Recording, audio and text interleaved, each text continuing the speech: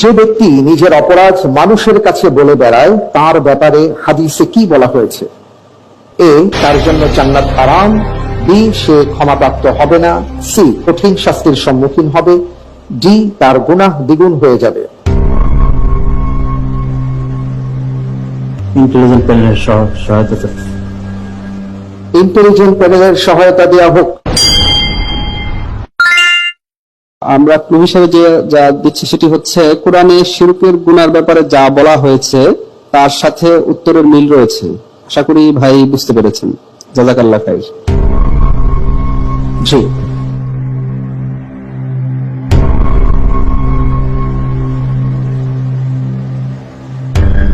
আপনি কি ক্লুটি বুঝতে পেরেছেন?